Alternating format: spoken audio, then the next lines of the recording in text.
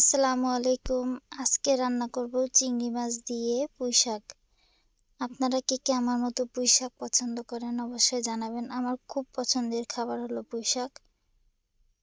তো চিংড়ি মাছগুলো অত বেশি বড় সাইজের না, এগুলো তরকারি দিয়ে খাওয়ার জন্যই কেনা। তো এই যে চিংড়ি মাছগুলো আবার খুব ভালোভাবে আমি একটু ভেজে নিচ্ছিলাম। ভেজে নিয়ে এইখানে দিয়ে দিব আমি পরিমাণ মতো পানি। পানি দিয়ে তারপরে এটার মধ্যে মশলা দিয়ে দিব, সব রকমের মশলা। এখানে আপনার পেঁয়াজ বাটা, আদা বাটা, রসুন বাটা সব কিছুই দেওয়া। তারপরেও আবার কিছু দিব, এখানে দিয়ে দিলাম লবণ, তারপরে দিয়ে দিলাম হলুদ। দিয়ে চিংড়ি মাছটা খুব সুন্দরভাবে কষিয়ে আসলে তারপরে এর মধ্যে দিয়ে দিলাম পুঁইশাক। পুঁইশাকটা দিয়ে এটা খুব ভালোভাবে নাড়িয়ে নিব। নাড়িয়ে নিয়ে আপনার খুব মজা করে পুঁইশাকটা রান্না করব। হালকা একটু ঝোল ঝোল থাকবে। তো পুঁইশাকের ডাঁটাটা আমি আগেই হালকা একটু সিদ্ধ করে নিয়েছিলাম। তারপরে চিন্তা করলাম যে এটা চিংড়ি মাছ দিয়েই কেন না ঝোল করে ফেলি। তো তারপরে এই যে বসিয়ে দিলাম চুলায়। আসলে রান্না না সব সময় ভালো হয় না, তাড়াহুড়া হোক আর যাই হোক, আপনার যদি মন ভালো থাকে আর আপনি মন দিয়ে রান্না করেন তাহলে সেটা ভালো হবে। এখন এইখানে দিয়ে দিলাম কিছু সরিষা। এটা আমার বাড়ি থেকে নিয়ে আসা সরিষা, আমার শ্বশুরমশাই বুইতে লাগিয়েছিলেন সেটা। তারপরে এই যে আমি সরিষাটা বেটে নিচ্ছিলাম। বেটে নেওয়ার পরে এর মধ্যে আমি আরও কিছু দিয়ে দিব। প্রথমে মিহি করে সরিষাটা বেটে নিলাম। বেটে নিয়ে এখন এইখানে দিয়ে দেব জিরা। জিরাটাও খুব ভালোভাবে মিহি করে বেটে নিব সরিষার সাথেই। বাটার পরে এইখানে দিয়ে দেব কিছু পেঁয়াজ, তারপরে একটা রসুন। এগুলো সব একসাথে সুন্দর করে বেটে নিব। বেটে নিয়ে তারপরে তরকারির মধ্যে দিয়ে দেব।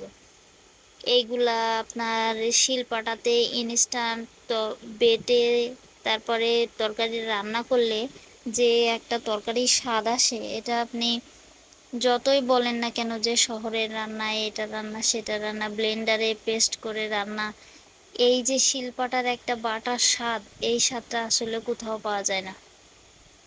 তো এইখানে আমি মশলাগুলোও সব মিহি করে বেটে নিচ্ছিলাম। বেটে নিয়ে তারপরে দিয়ে দিলাম আপনার তরকারির মধ্যে।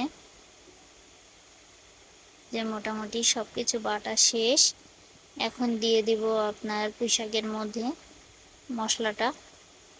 মশলাটা দিয়ে দিয়ে তারপরে খুব ভালোভাবে পুঁইশাকটা কষিয়ে নিব। তো এই যে আমি কুচনে উঠিয়ে তারপরে দিয়ে দিলাম পুঁইশাকের মধ্যেই। দিয়ে দেওয়ার পরে খুব ভালোভাবে এটা নাড়িয়ে নিব আর খুব সুন্দর করে তরকারিটা কষিয়ে নিব।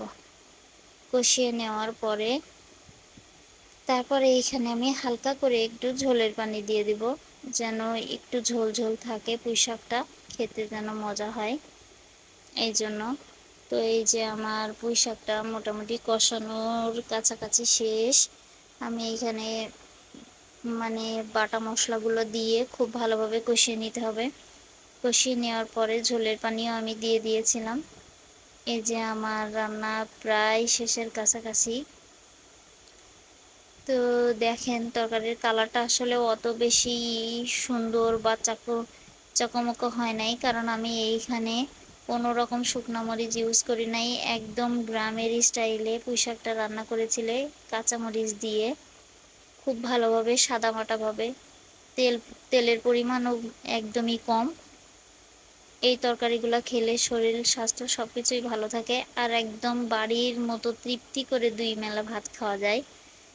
আপনি অন্য কিছু দিয়ে ভাতটা খেতে পাচ্ছেন না, এইসব নর্মাল তরকারি দিয়ে আপনি মন ভরে ভাত খেতে পারবেন। তো এই যে মোটামুটি প্রায় আমার রান্না শেষের কাছাকাছি।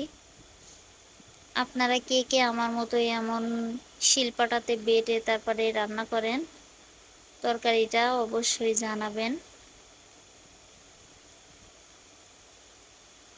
তো এই যে তরকারিটা কষানো হচ্ছে। আর কেন জানি না, আমি যখনই রান্না করতে আসি, আমরা তো আসলে আমার কিচেন আসলে আলাদা না, আমরা ঢাকাতে থাকি। তো এইখানে অনেকেরই রান্না করতে হয়।